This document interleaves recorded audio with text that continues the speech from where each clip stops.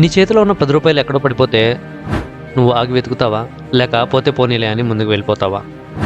ఖచ్చితంగా వెతుకుతావు కదా, ఎందుకంటే అది నీ కష్టం. మరి ప్రతిరోజు ఎంతో విలువైన సమయం వృధాగా గడిచిపోతుంటే ఎందుకు పట్టించుకోవట్లేదు?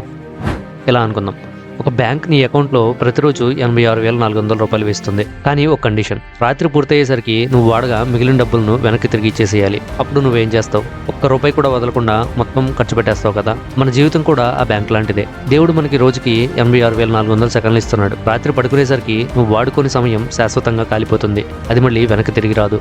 నీకు సమయం విలువ తెలియాలంటే 1 సంవత్సరం విలువ ఫెయిల్ అయిన విద్యార్థిని అడుగు, 1 నిమిషం విలువ ట్రైన్ మిస్ అయిన ప్రయాణికుని అడుగు, 1 సెకండ్ విలువ యాక్సిడెంట్ నుంచి త్రుట్లో తప్పించుకుంటున్న వాడిని అడుగు. సమయం నీ ఫ్రెండ్ కాదు, అలా అని నీ ఎనిమి కూడా కాదు. నువ్వు దాన్ని గౌరవిస్తే అది నిన్ను గెలిపిస్తుంది, నువ్వు దాన్ని చులకన చేస్తే అది నిన్ను ఓడిస్తుంది. ఈ వీడియో చూస్తున్న నువ్వు రేపు చేద్దాంలే అని పనులు వాయిదా వేస్తున్నావేమో గుర్తుపెట్టుకో. రేపు అనేది క్యాలెండర్లో ఉంటుంది, కానీ గ్యారంటీ లేదు. నీ దగ్గర ఉన్నది ఈ క్షణం మాత్రమే. మొబైల్ పక్కన పెట్టు, నీ కళ్ళ వైపు అడుగు వేయి. నీ గెలుపు కోసం ప్రతి క్షణం పోరాడు. Stay focused, stay strong. This is be with జై.